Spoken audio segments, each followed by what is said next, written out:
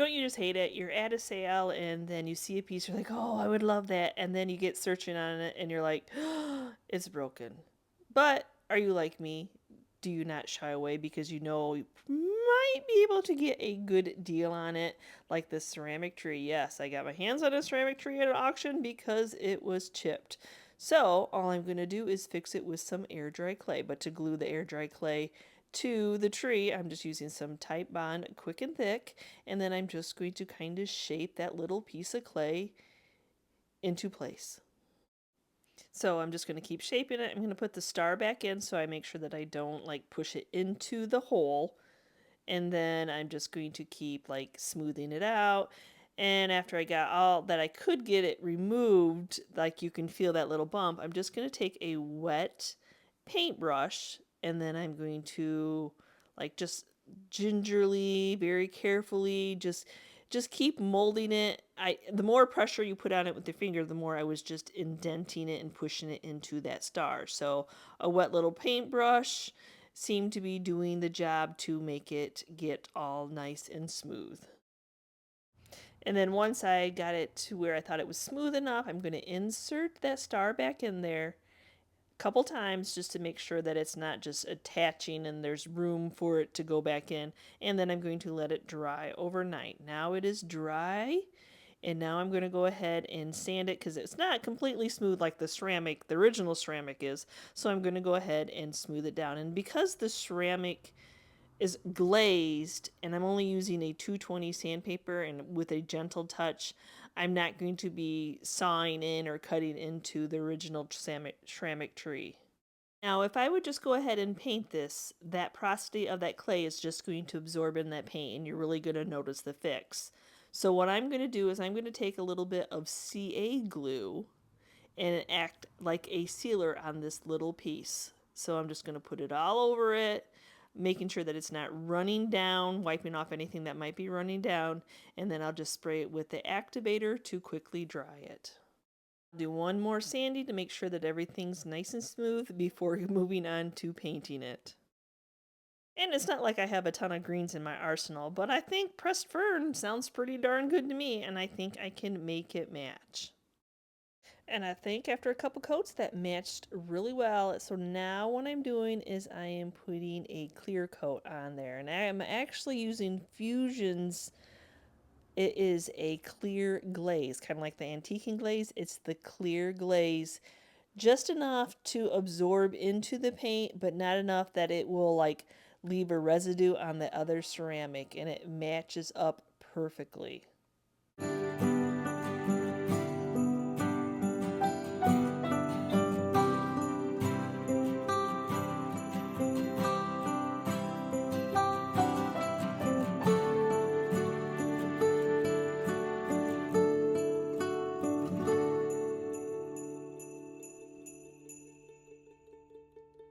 Hi guys, welcome back to the channel. Thank you for hopping on and checking out what I am up to. So in today's video, I am working on some salvage finds. A couple weeks ago, I stopped at a garage sale, and then a week later I stopped at another garage sale, and I just kept finding salvage finds. Now salvage finds are awesome, and sometimes you can resell them, you can add them into your decor, and they just fit in beautifully. Or there's the ones like I picked up, project pieces. So they are beautiful salvage pieces, but they still need a little bit of help to fit in one's decor, or if you're a reseller like me, that you can need them a little bit of help to get them to resell, to get somebody to want to buy them. So that is what I'm sharing with you in today's video. Let's make over some salvage finds along with some quick fixes of how I fix some of the broken items that I have thrifted not too long ago from sales. Now my next one is this sweet little black sheep, goat, whichever way you want to look at it. But when I bought them, yeah, the horns are broken off. Now, I know a lot of people's fixes would just be to paint the horns over, but you would still see that. I don't know the age of the piece and how old it is. It could be a reduction, it could be old, but either way, I want to try to build back up some horns. Now, by all means, this is no easy task because they need to be small. Even though I took a small piece of air dry clay. It still wasn't small enough. So now I'm just rolling it into kind of like a rolling pin shape with a point, I guess a point, a French rolling pin shape. And then I'm just going to try to shape them in the shape of horns. So we'll see how it goes. And then just like that Christmas tree, I'll attach the air dry clay with some of the Titebond glue.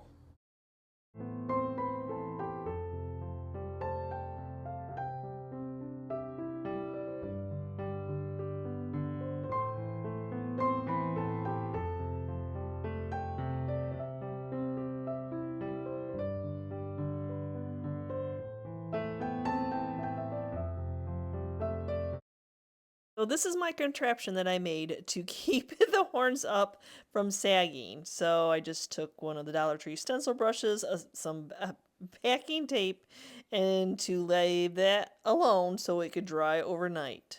Sometimes you just have to be inventive. And now they are dry, they are attached. So now I'm going to go ahead and paint them. And I have a couple other ones that were painted and they were yellow.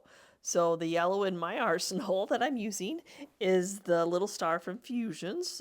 And hey, you know what? You can use what you have and then just keep applying other colors to make it the color that you want. You don't necessarily always have to go out and buy something new. Are these as perfect as the manufacturers? No, I think I should have slightly actually pulled them to go out of the head, not straight back like I have them, but they're already dried and I'm not taking them off and replacing them.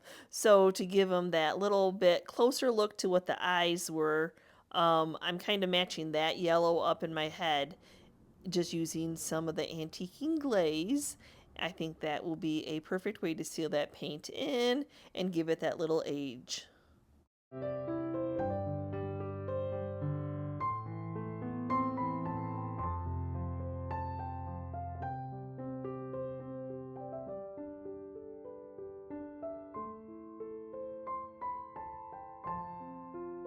I actually picked up this piece at a antique mall, probably because the lid was wonky. It was really inexpensive. And the reason it was wonky is that the screws were stripped and they tried to replace them with some newer screws, but that wasn't the problem. The problem is that the holes are too big now. They are just warped. They have just done their time. So what Chris is doing here is he's taking a whole bunch of toothpicks, like 4 or 5 toothpicks, sticking them in that hole with a little of the CA glue. That's actually filling in with a strong wood that hole. So when you go to rescrew the screw in, the screw has something to bite onto. That was the problem. There was nothing for the screw to bite onto, making the hinge loose. And one thing that we do have in our arsenal is a whole bunch of flathead rusty crusty screws, and they come in handy for just situations like this. Now that the toothpick, it's dry, it's solid, it's something that the screw is going to be able to grab onto, and then that way that your hinge won't be wonky. Just because you replace the screw does not necessarily mean that it has something to bite into, some wood to grip onto.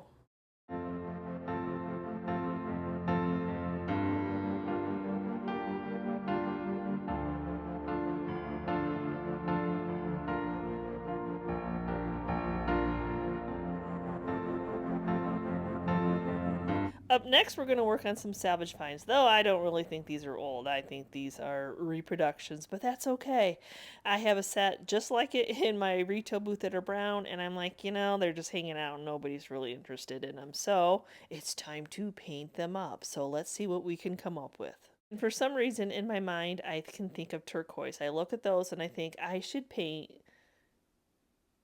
turquoise. I don't have any turquoise color, but I know that blue and green will make pretty darn close to a turquoise. So I'm just mixing Sweet Pickens Ocean and Sweet Pickens in the Pickle together, and we'll see what we come up with. And I can tweak it a little bit if I want it to be that little bit more blue and not so much green.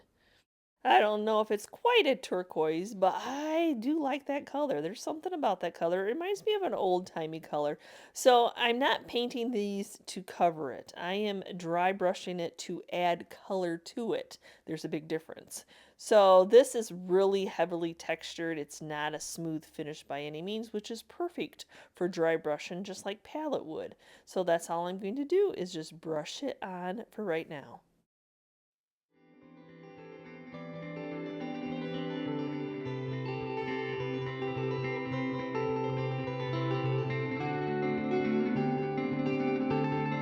Well, remember, I was not doing this to cover by any means. So now I'm just going to go ahead and dry it because I'm going to add another color on top of this, even though it is really pretty. That's a great mixture, ocean and in the pickle. That's a really pretty color, you all. So I'm just drying it up, but I need to seal that paint in because I learned from a previous um, milk paint on top of milk paint that the two milk paints will change color together. So I'm going to need to seal this in. So I'm just going to go ahead and spray it with some polyacrylic.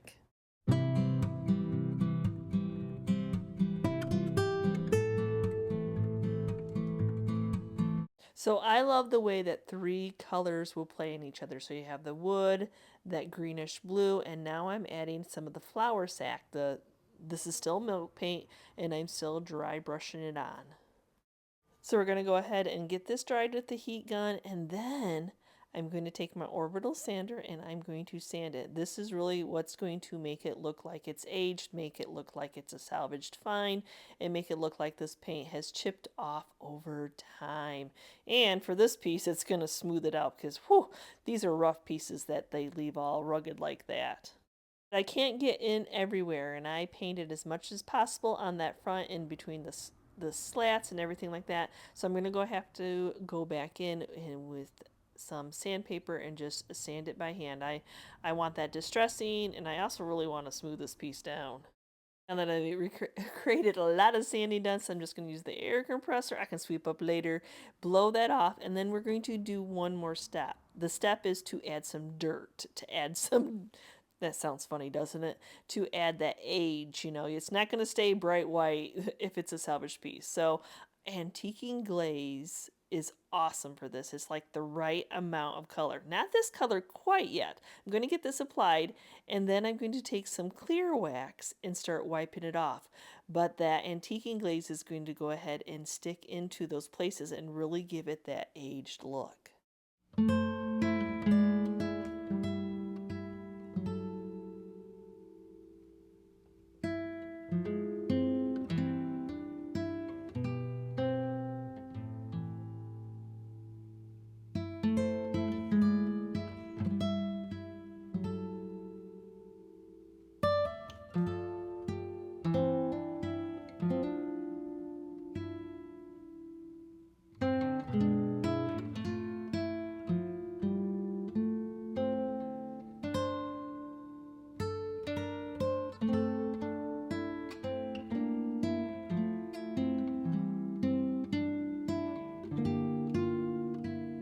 What about this next piece? This is also a piece I think that you all would see at garage sales and thrift stores.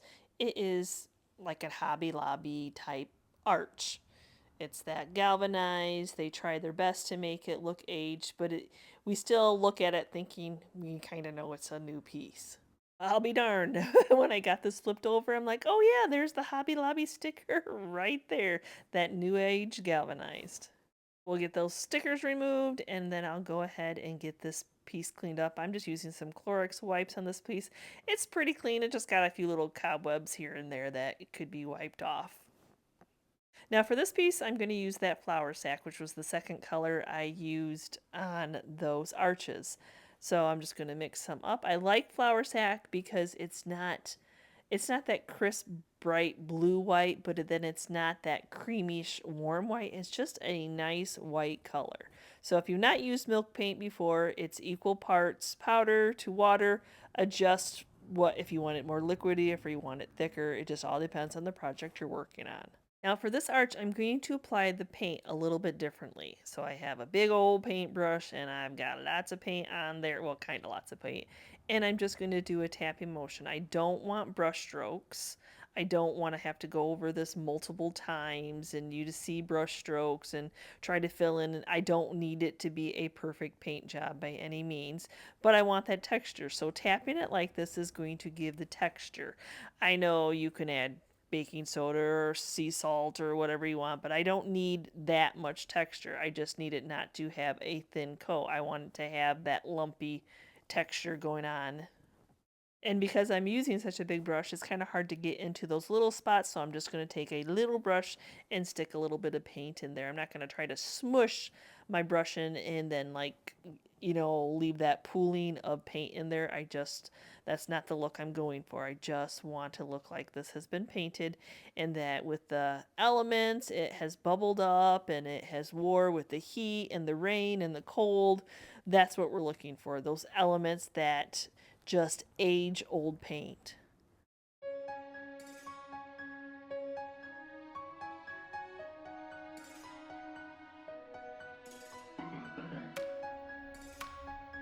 So if you want a predictable paint, milk paint probably isn't for you. But if you want an unpredictable paint and you don't know how it's going to react, milk paint is your friend. So with the heat gun here, every item acts differently. So I'm drying it with the heat gun, and sometimes it just dries it, and that's what it does. But other times it dries it and it crackles it and it makes crazing and it gives some chippiness, and it's totally doing that on this piece. Well, hello, beautiful. Is that not gorgeous? If that's not your thing, this paint is not for you, but oh my goodness, it just did. Okay, I might have burnt a little area, but y'all don't worry about that. You want it to look aged. So now I'm taking the orbital sander, just 220 sandpaper, and we're going to town and going in and distressing this piece. Getting some of the wood that, well, you didn't really see the wood that was underneath that black. But yes, we are going to distress the metal part of it too. So where it chipped, the chippiness is going to come off. This piece just, like the milk paint was this piece's friend.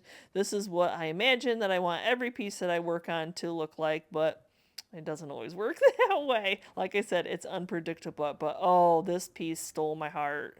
Like I said earlier, old salvage pieces aren't crisp, bright white. Usually they have some dirt, some element in it, and this antiquing glaze is working out wonderful. So we're going to go ahead and add some dirt, the antiquing glaze, and then get that applied and then wipe it off with some of the clear wax, just blending it all in.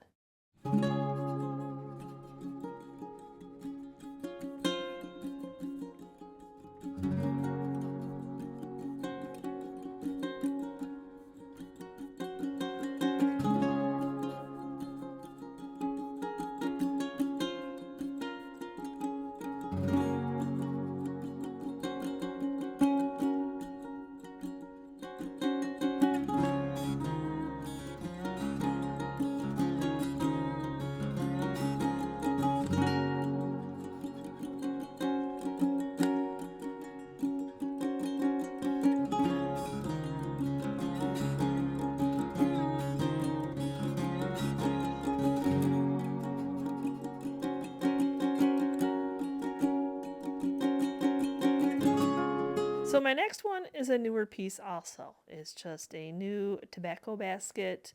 Though they're nice and sturdy, they're great decor pieces. But how can we add a little age to this? You would think darker, but I think lighter. I already think it's dark enough.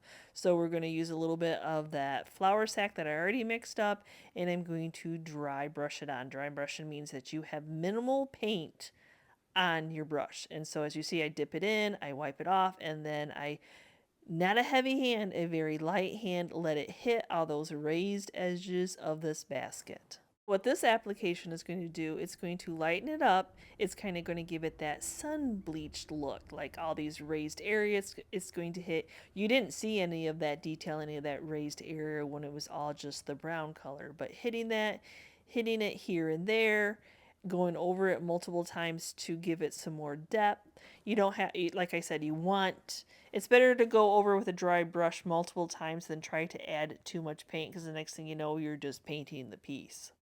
You want them to think this is the way it's made, so you need to do the back of your piece also. Don't forget about those backs. So now I'm going to go over this using some of that antiquing glaze. Remember, we're adding dirt, we're adding element to this to make it look like it's a salvaged piece. So just a little bit of a dry brush, so yet again, not a lot on there, just going over this. I'm not going to show you in this video how I made this beautiful hymnal wreath.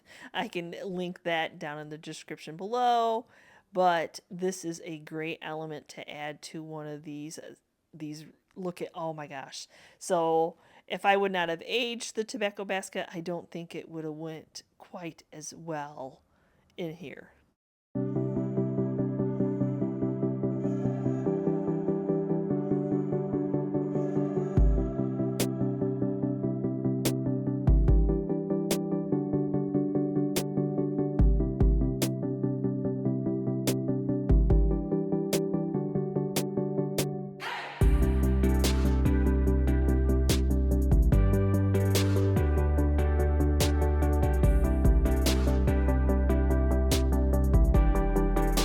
Here's some salvaged pieces. Now they're super shiny. They're not all even in shape. I got a whole lot of them for minimal amount, but as a reseller, I know that I put them in my booth before like this unpainted and nobody wanted them. So it's worth my time before I put them in my booth to save myself the trouble of bringing them home and painting them to just paint them now. So I'm going to go ahead and use some flour sack on these also, but I am not going to sand them. Now, if I go to sand them, I'm just going to open up that. I'm going to take the top coat off. I'm going to open up the chances of the original finish to bleed through my white paint. So we're not pre-sanding these at all. So I'm doing the same technique that I did on the white arch of just tapping the paint on. I don't need to get it perfect. It does not need to be full coverage by all. We're going to be making it look aged at the end. So I'm just going to tap it along and get the paint on there. These are so much darker than what the arch was. I'm going to get them dried and I'm going to go ahead and apply a second coat.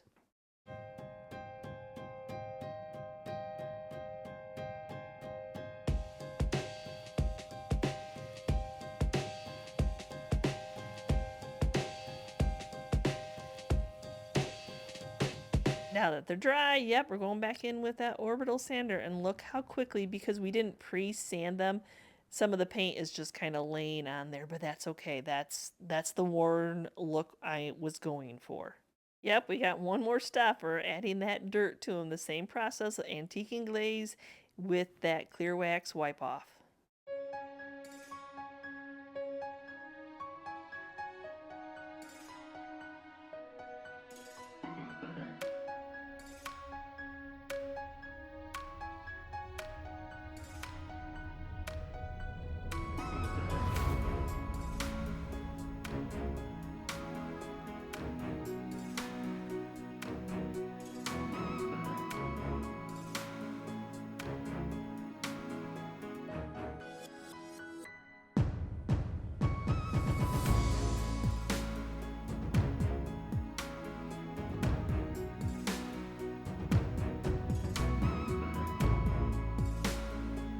Oh, do you not just love these detailed pieces? Though I bought 3 at one price, $4. That's not bad. But my original thought was to cut that off, but I was going to make them really short. So when I found out that they would still kind of like a swan stand on its side, I'm like, I'm going to leave them as is. But unfortunately, I think the 3 made 1. And then this outer piece, I did try to sand the outer piece a little bit to see if I could get that flat bottom. But because the scrolling part is so much heavier than the base, it just kept tipping over. I cannot tell you why, but it's something about white chippy paint. White chippy paint, green chippy paint, black chippy paint, burgundy, not so awful much. And the resale of salvaged pieces. So same technique, tap, tap, tap, tap, tap. Couple coats because the dry wood is soaking it in and making it a little bit, see-through. So yeah, I think this is a amazing way to get some pieces to sell. So I had actually bought this from a lady who was a reseller who retired, and so these were parts that have done their time in her area, her booth, and her craft shows that she did. So for me, I just know like, oh, I paint them white, I bet they'll sell a little bit better. Now that I have all the sides done, yep, going back in with that sander and it's just 220 sandpaper. You don't need anything stronger than that, really. It's just amazing what it does. Nope, I did not pre-sand them. I dusted these off. I didn't wash them. So I didn't want that paint to just be like perfectly stuck. I wanted to, when I go to sand it, that it chips off. How many of you watch and think have now are now like, now every time I use antiquing glaze, I'm going to think of dirt. But it just necessarily for these pieces, it just is giving them the right amount of age to that white.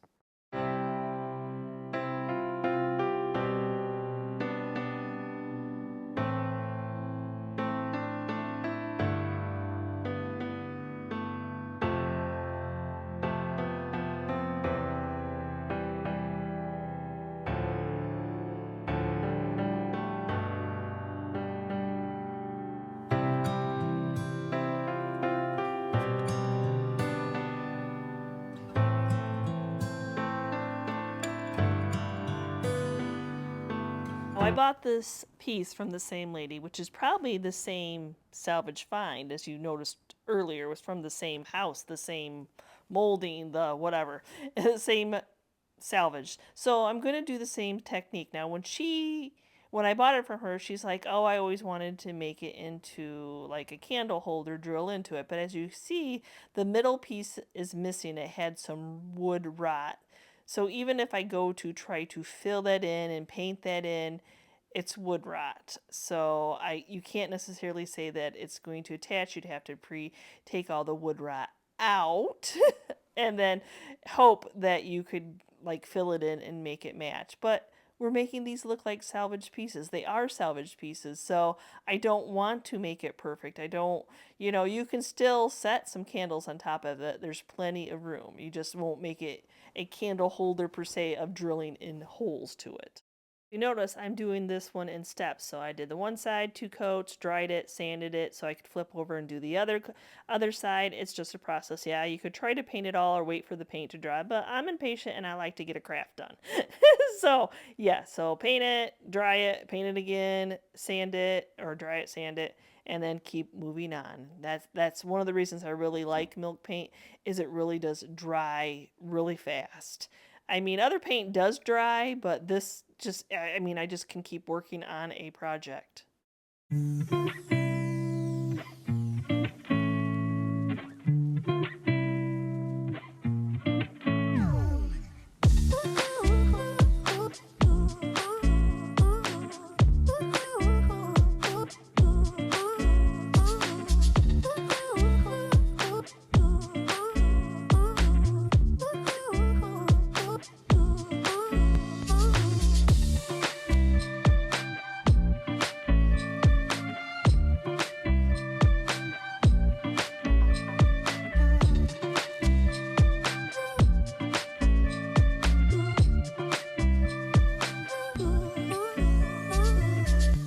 My last 2 projects are no paint projects. Look at this beauty. I don't even know what it came off of. It is beautiful.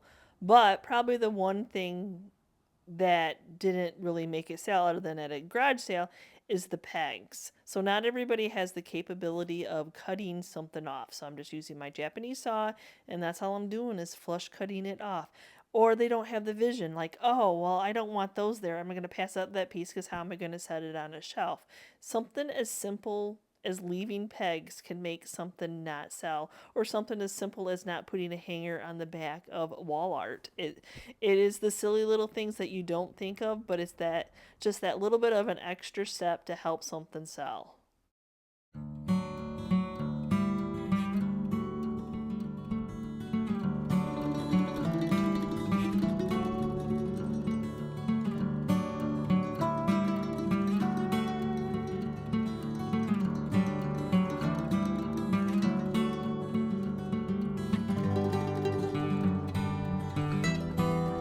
Then just like these 2 beautiful salvage pieces, those side woods make it wonky. It makes it odd. It makes it weird to display. They're not sturdy. They're taken away from that beautiful cut wood. So the simple, you think it would simple, is to take the flathead screws out. But I will tell you, it took me 3 different screwdrivers to finally find one in my arsenal that was small enough to fit in that flathead spot.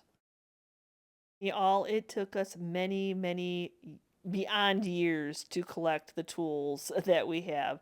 And a lot of them were auction hauls, estate hauls that we just got extra. So all of a sudden you have a whole load of screwdrivers and wrenches and stuff to work from, not because you went out to the store to buy them new. So as I'm getting these cleaned up, I'm like, that one side's really pretty. And then the other side, I'm like, that side could be, you could have two different options. So if I took the sander, not, um, it has that like shellac buildup, the top coat buildup, but this is the side. This is the side I'm like, as I'm sanding it, I can really see that older shellac because polyurethane because like the dust turned yellow. Can you see the yellow? But I'm like, you know what? I'm going to go ahead and sand all that top coat off so you have two different options. You have the dark side or you can have this pretty light side. Something, now I said it was a no paint. I didn't say it was a no sanding. You just have to envision how would you want to display it in your own decor. And that's the way I look at it. If I was going to put this piece in my own decor, what would I do to it? This definitely makes it two-sided, so there's two different options.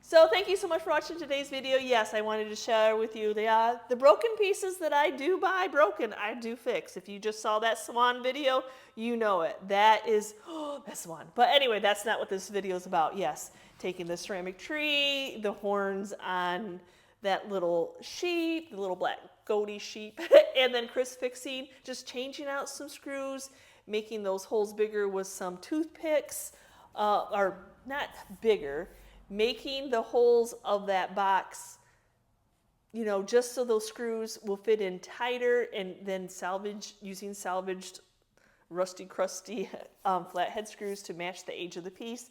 And then along with just making these little decor pieces, these little salvage finds, just be a little bit more resellable. So let me know down in the comments which of the items I made over today were your favorite. Have I inspired you to look at salvage junk in another way?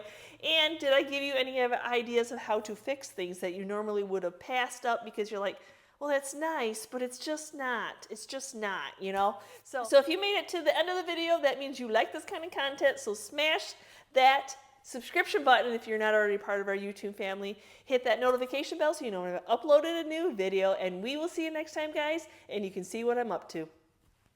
Bye.